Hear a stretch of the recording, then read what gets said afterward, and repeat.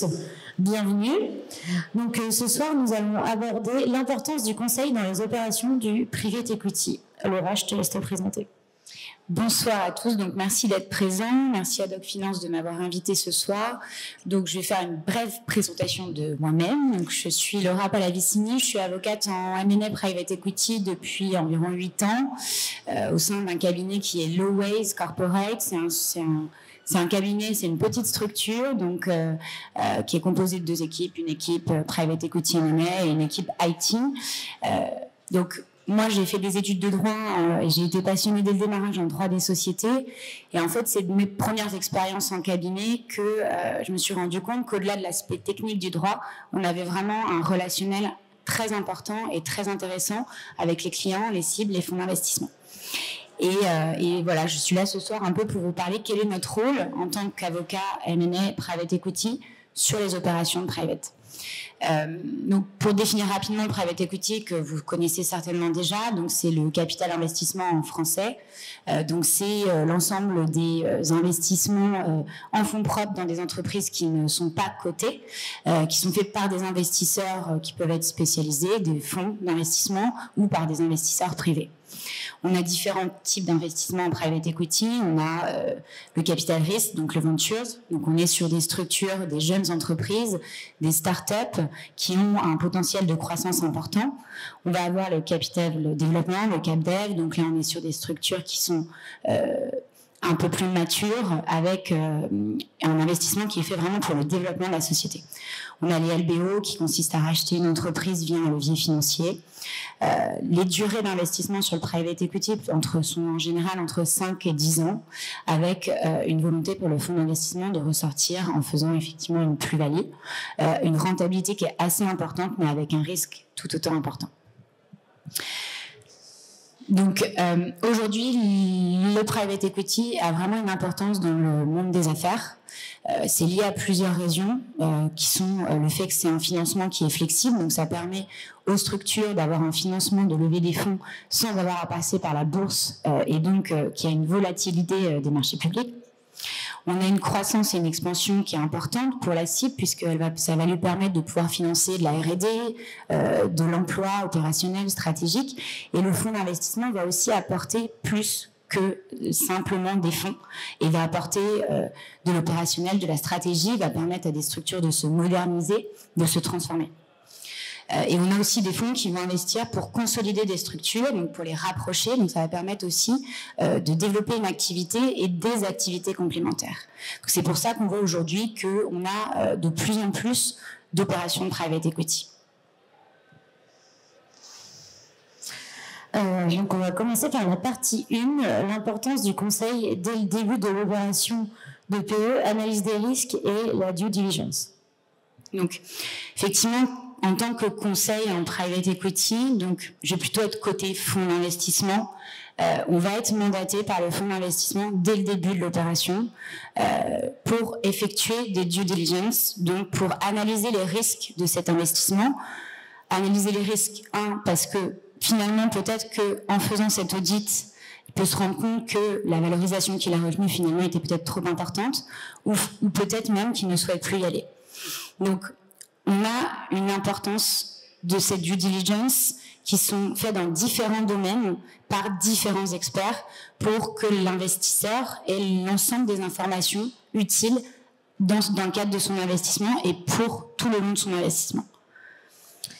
Laura, quels sont les domaines principalement analysés dans le cadre des due diligence et est-ce qu'il y a des sujets à risque que l'on retrouve usuellement et donc qu'il est possible d'anticiper pour la cible?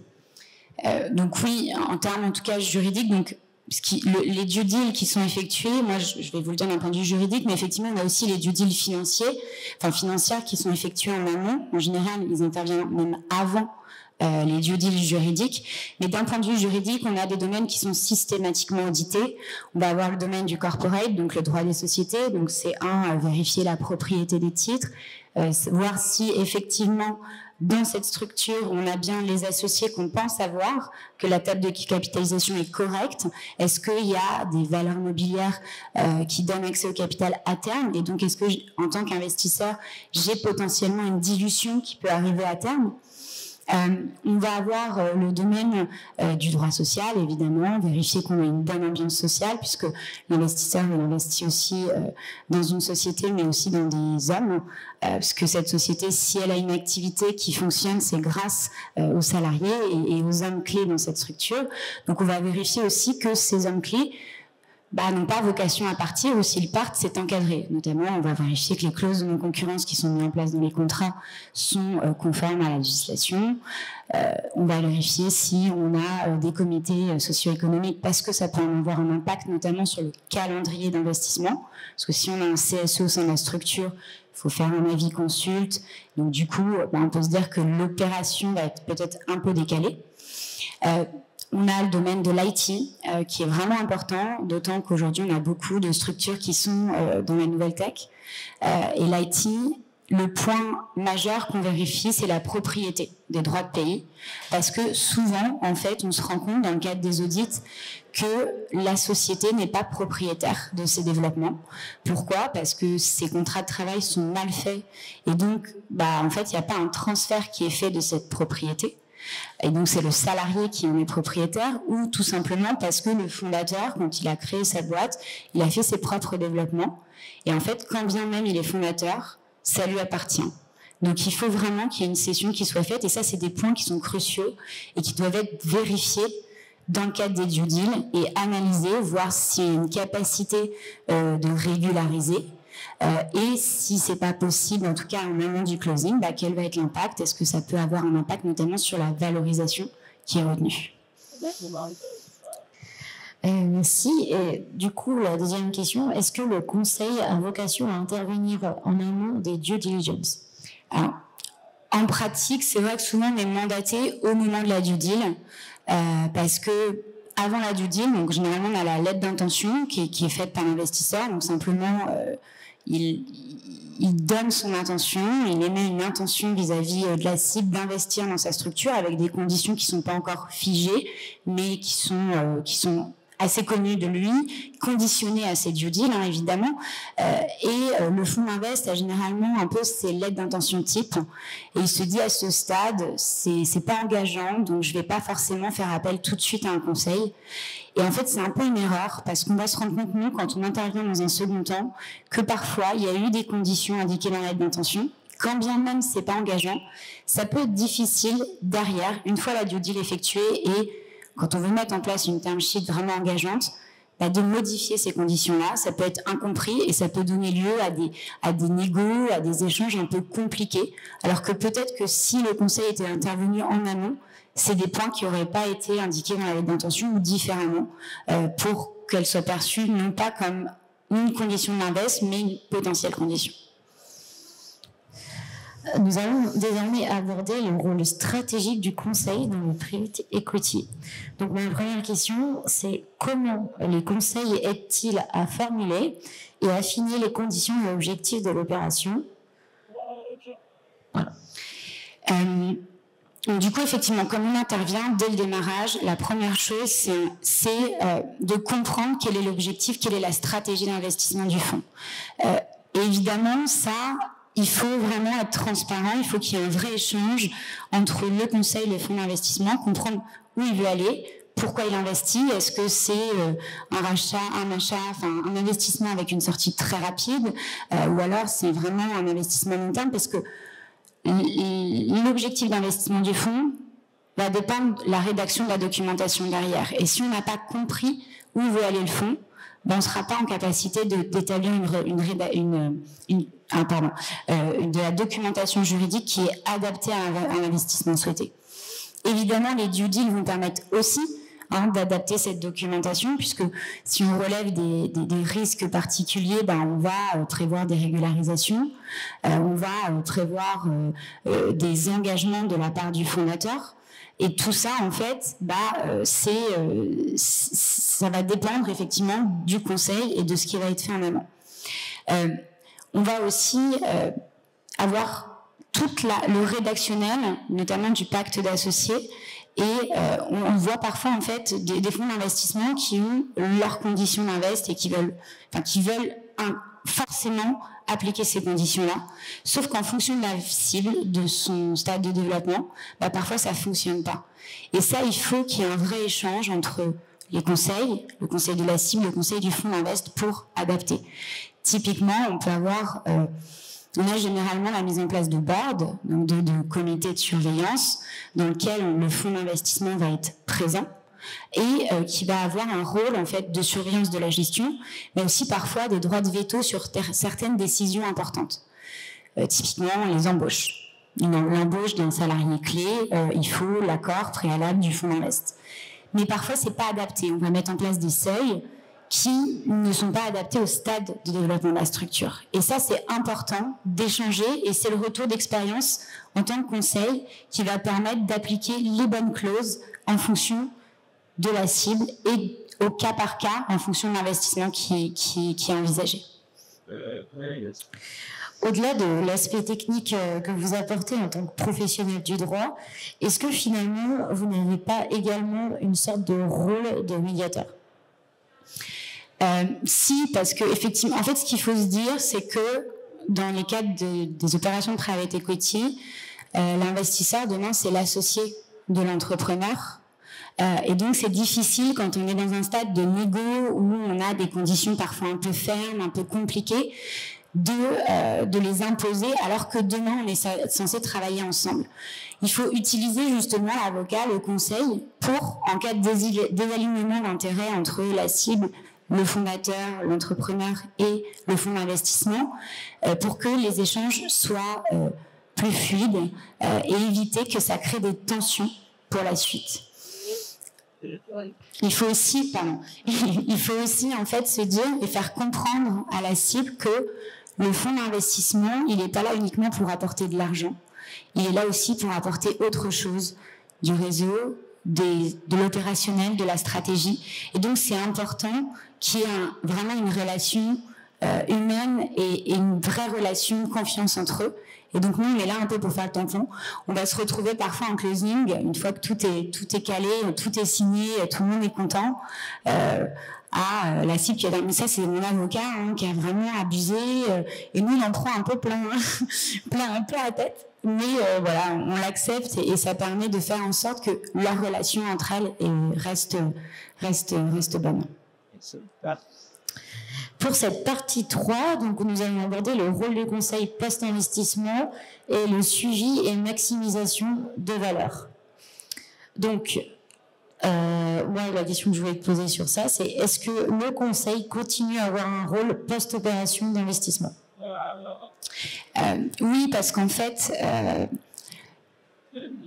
au moment de l'opération, de l'investissement, au moment du closing, on va mettre en place une documentation contractuelle assez dense dans laquelle, en fait, l'entrepreneur va prendre des engagements, notamment, comme je vous disais tout à l'heure, on va avoir des listes de décisions qu'il ne pourra pas prendre seul, mais soumises à un accord du board, parfois un droit de veto du board. Et donc tout ça, en fait, il faut, en tant que conseil, qu'on s'assure du respect des documents contractuels, qu'on soit côté fonds comme côté cible, il faut s'assurer de ce respect-là, d'autant que généralement, le non-respect du pacte d'associés peut entraîner des promesses de bad liver pour le fondateur, donc ça peut avoir un impact vraiment très important. Donc on va continuer en fait à accompagner, une fois l'investissement réalisé, la structure, le fonds, l'informer, vérifier que les boards sont tenus trimestriellement comme c'était prévu, vérifier que les reportings financiers, les informations, les comptes sociaux et autres sont bien transmis au fonds conformément à ce qui était prévu dans la documentation contractuelle. Donc rien que pour ça, on a toujours un rôle de suivi en fait de l'investissement une fois qu'il est réalisé. De la même manière qu'on va avoir un rôle généralement dans la sortie, dans l'exit du fonds, puisque dès le démarrage, le fonds, il a son objectif, il se dit, voilà, c'est 5 ans, c'est 10 ans d'invest, mais moi, je veux sortir dans 5 ans ou dans 10 ans, je veux faire x2. Donc, on va prévoir dans le pacte d'associés des clauses de liquidité, où on va prévoir que dans 5 ans, dans 10 ans, les différents associés doivent se retrouver, discuter d'une sortie, éventuellement mandater une banque d'affaires. Et on va aussi prévoir les clauses de liquidité préférentielle qui vont permettre en fait aux fonds d'investissement qui avaient cet objectif faire x2, peut-être avoir une préférence sur le prix de sortie, de manière à ce qu'il soit prioritaire jusqu'à 2 fois sa mise avant les autres associés. Et tout ça, c'est un suivi qui est fait par le conseil. Et si, effectivement, c'est le conseil qui est intervenu dès le démarrage dans l'opération d'investissement, c'est en général plus simple puisqu'il était dans les échanges, il a une bonne compréhension des clauses et de la volonté des parties sur ces clauses-là. Yes. Merci. Donc, nous allons clôturer avec une réflexion sur l'évolution future du rôle des conseillers. Bon, c'est vrai que du coup, aujourd'hui, on a une évolution dans le marché, on a une transition avec tous les aspects environnementaux. Donc, je pense que le conseil, environnementaux, technologiques, le conseil est amené à intervenir de manière de plus en plus importante et d'anticiper aussi, par exemple, pour les fonds d'investissement, tous les sujets de régulation, de réglementation, de conformité. Par exemple, aujourd'hui, on a les sujets ESG qui sont des vrais sujets cruciaux. Et donc, les fonds d'invest vont avoir des critères ESG à imposer auprès des cibles et la cible a besoin en fait d'être conseillée pour respecter ces critères. Donc ça, c'est vraiment des points assez importants aujourd'hui qui sont de plus en plus vus et qu'on voit vraiment dans les pactes d'associés avec des critères compliqués. Et on a aussi le sujet technologique, puisque évidemment, même en tant qu'avocat, conseil, on suit la tendance et on se fait aussi aider d'outils d'automatisation pour plus de rapidité, mais on a aussi toujours cette connaissance du droit qui est importante et de l'humain. Et donc, du coup, le fonds d'investissement, on aura plus de rapidité, peut-être dans les analyses, par exemple, dans les audits, parce qu'on va automatiser, mais il y aura un besoin crucial d'avoir un homme derrière ces technologies et un homme de droit pour appliquer la bonne réglementation juridique dans le cadre des investissements qui sont réalisés. Merci Laura. Je voulais savoir, on a quelques minutes pour quelques questions. Est-ce que l'un d'entre vous souhaite poser des questions? Oui. On avait parlé de l'homme de besoin de l'homme. Et c'est ça que l'intelligence artificielle est amenée à analyser les différents points, que ce soit juridique, mais quand vous avez parlé, au-delà de ça, on a besoin de lui dans le processus de négociation.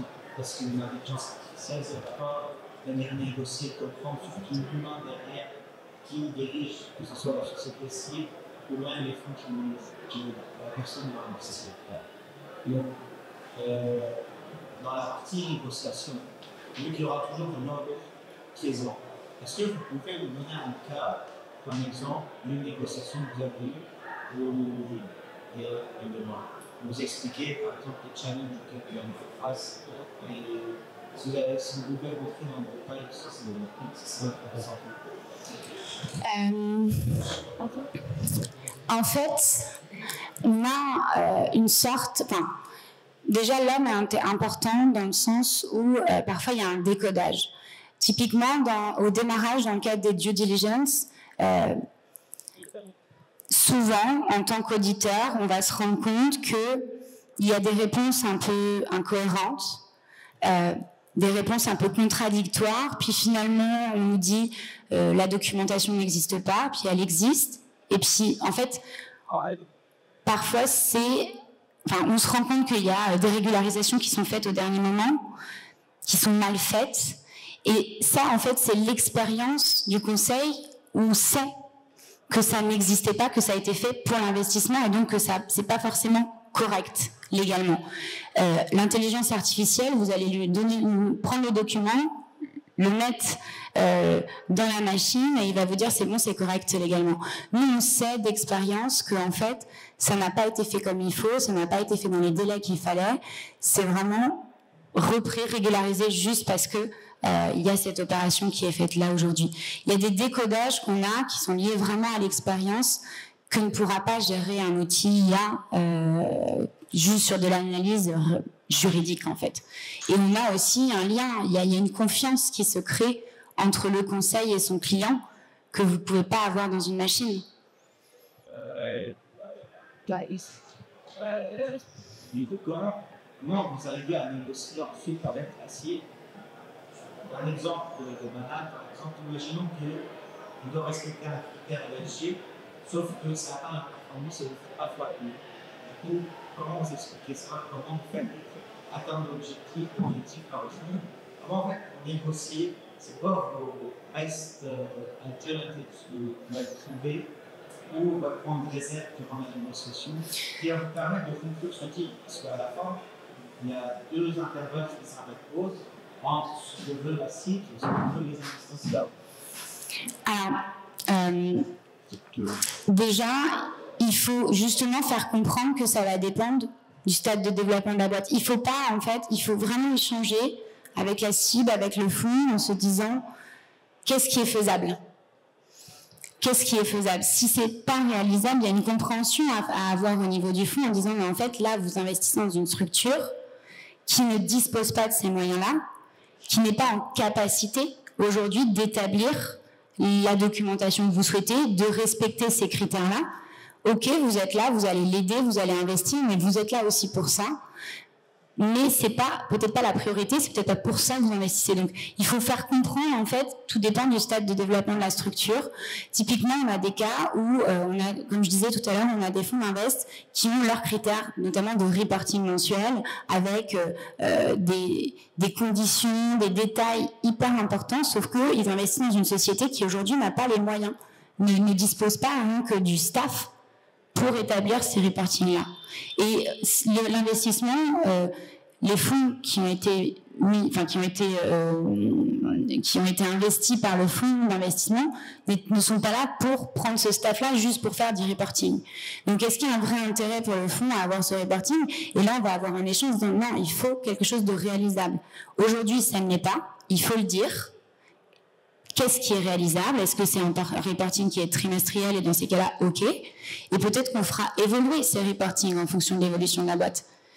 Donc, après, c'est vraiment adapté en fonction de cas par cas et du stade d'évolution de la société. Les conditions d'investisseurs doivent s'adapter. Et ça doit être compris d'un côté comme de l'autre. Et le conseil, qu'il soit côté cible comme côté fonds d'invest, est là aussi pour dire, mais là, comprenez, aujourd'hui, c'est pas possible. Est-ce que quelqu'un d'autre a une autre question? Oui. On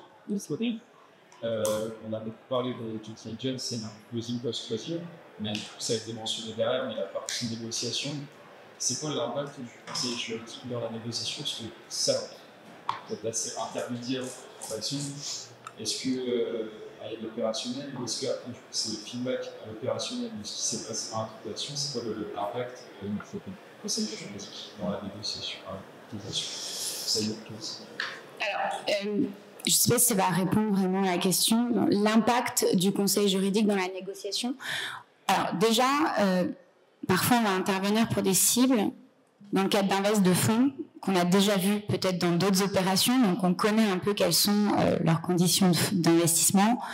Donc on sait jusqu'où on peut négocier, on sait ce qu'ils vont vouloir appliquer, donc on peut anticiper en fait cette demande, anticiper la discussion avec la cible sur est-ce que cette demande est acceptable, et donc voilà, on aura en fait une anticipation sur la négociation.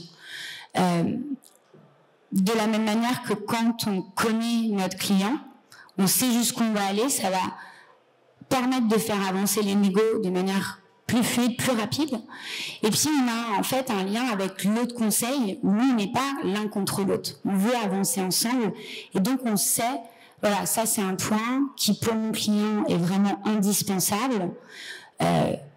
Ça va pas avoir un impact si majeur pour le vôtre et d'un côté on va peut-être accepter d'autres choses parce que lui-même a accepté un point qui était important pour nous. Voilà, il y a des vraies discussions et on est vraiment dans un échange en fait avec le conseil en face.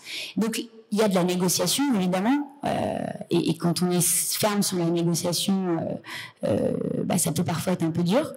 Mais en général, les conseils en private equity, l'idée c'est d'aller ensemble, c'est d'avancer ensemble. On a un fonds d'invest qui veut investir dans une cible, on a une cible qui a un besoin de financement. Donc, on va trouver la solution et c'est une négociation, mais c'est vraiment un échange en fait entre conseils.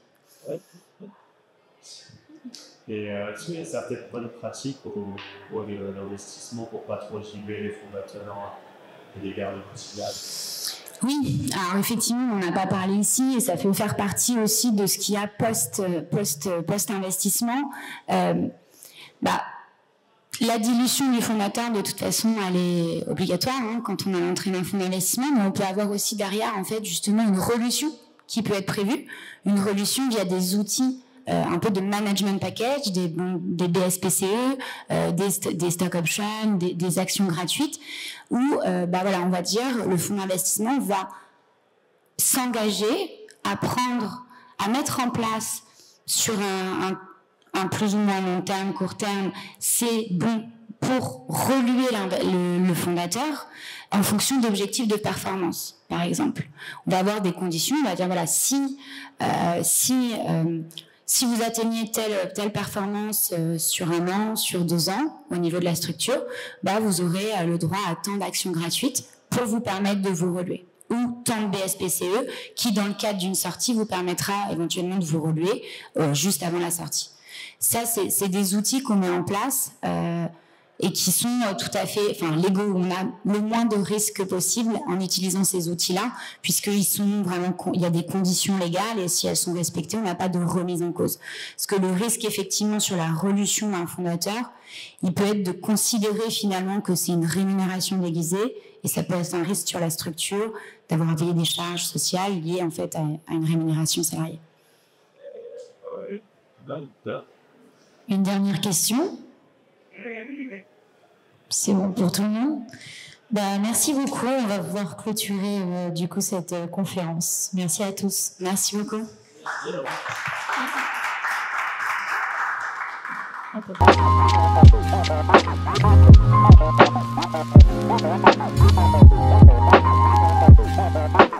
Merci.